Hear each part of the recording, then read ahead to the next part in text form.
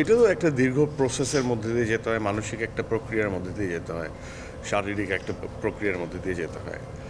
তো আমার যেভাবে আমরা ক্যারেক্টার ডেভেলপমেন্ট করি, আমরা একটা আউটলাইন পাওয়ার পর মানে আমার প্রচুর ক্লু লাগে, প্রচুর ক্যারেক্টারিস্টিক লাগে, যেটা আমি শিহাব ভাইকে বলি যে যখনই তোমার কোনো কিছু মনে হলো, যখনই কোনো একটা থট প্রসেসে তুমি কোনো একটা 2 লাইন যদি হয় সেটা আমাকে লিখে পাঠিয়ে রেখো।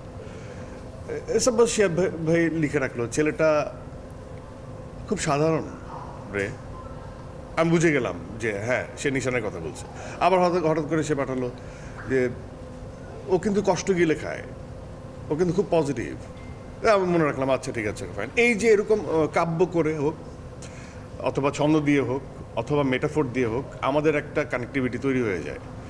তো সে পাঠাতে থাকে, আমি আবার কাউন্টার পাঠাতে থাকি।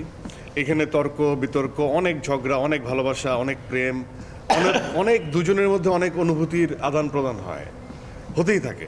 এবং এটাও একটা ধরন যে আমরা এইভাবে ক্যারেক্টার বিল্ড আপ করি।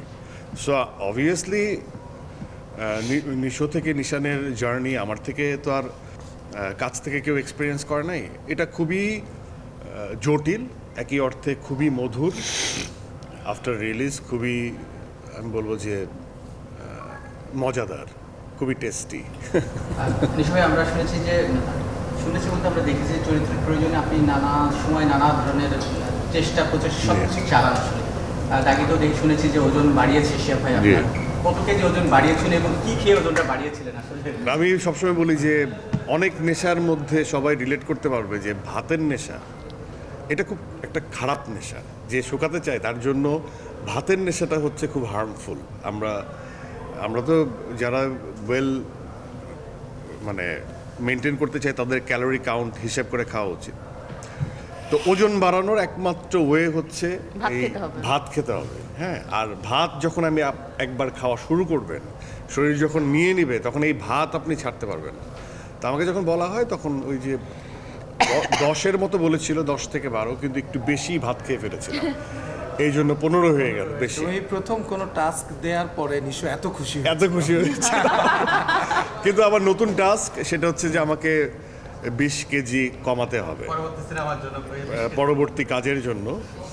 20 কেজি কমাতে হবে, দেখা যাক সেটাও কি করে দেখাতে পারে কিনা, কারণ এখন তো সবাই জেনে গেল, তাই না? তখন তো মান সম্মান থাকবে না। ভাত অদ্ভুত একটা জিনিস।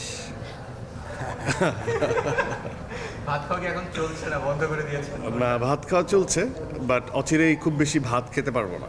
তো আমাদের ডায়েট চার্টে যখন প্ল্যান করা হয়, তখন হোয়াইট কার্ব অনেকে না করে, বা ওয়াটারি মানে ওয়াটার লেভেল থাকে এরকম ফুডগুলো আর কি না করে। তারপরে একই অর্থে লবণ বা চিনির ব্যবহার কমাতে বলে। তো একবারে কার্ব যদি নাই করে দিই, মাথা ঘুরিয়ে পড়ে যাব। আস্তে আস্তে আস্তে আস্তে কাটল ডাউন করতে হবে। সো অনেকে কমপ্লেক্স কার্ব খায়, অনেকে রুটির, কিন্তু নিউ ট্রেন্ডে অনেক সময় ভাতের থেকে রুটিও বেশি বাল্কি করে ফেলে।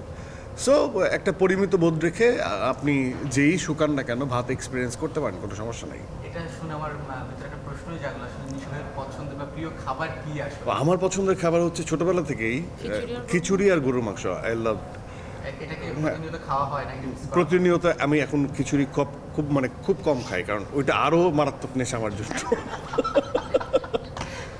পরবর্তী সিনেমায় যখন আবার ওয়েট গেইন করতে বললো, তখন আবার ইনশাল্লাহ, হ্যাঁ জি।